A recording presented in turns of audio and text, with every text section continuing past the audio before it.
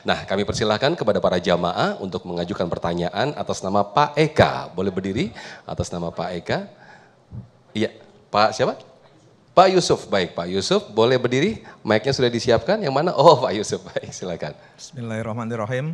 Assalamualaikum warahmatullahi wabarakatuh. Waalaikumsalam warahmatullahi wabarakatuh. Pertanyaan saya, agar kita bisa masuk surga langsung tanpa transit, nah itu kira-kira amalan apa yang harus kita persiapkan? Tentunya sholat, kemudian baca Al-Quran, dan lain-lainnya, nah apalagi kiranya. Terima kasih. Baik, silakan Ustazah ini untuk langsung dijawab.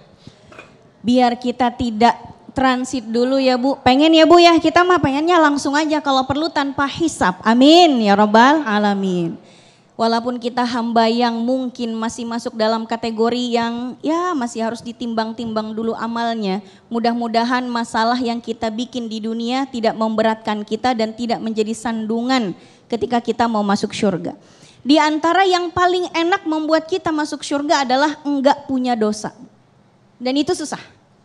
Susah.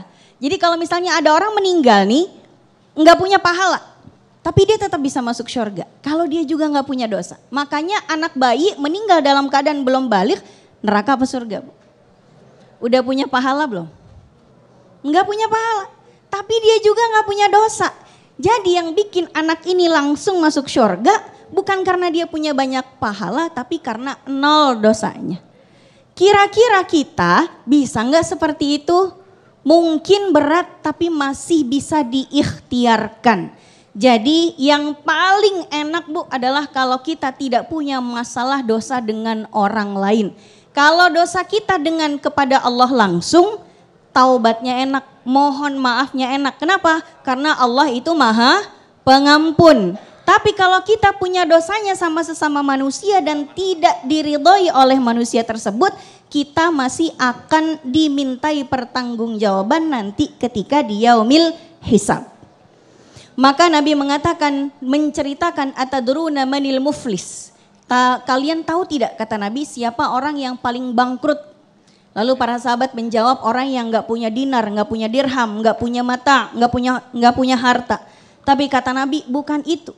Orang yang bangkrut di akhirat adalah orang yang membawa banyak pahala ke akhirat.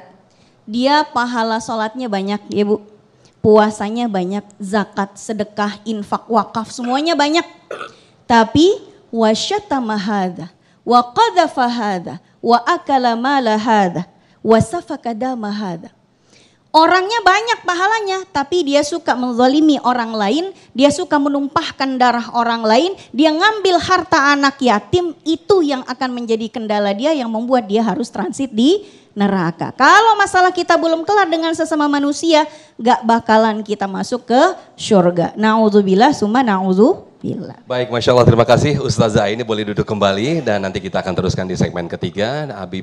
Habib akan meneruskan bagaimana sesungguhnya orang-orang yang dirindukan surga. Namun sebelumnya guru kita Ustadz Fatih Rizad sudah bersiap-siap untuk berbagi berkah bersama Luwak White Coffee.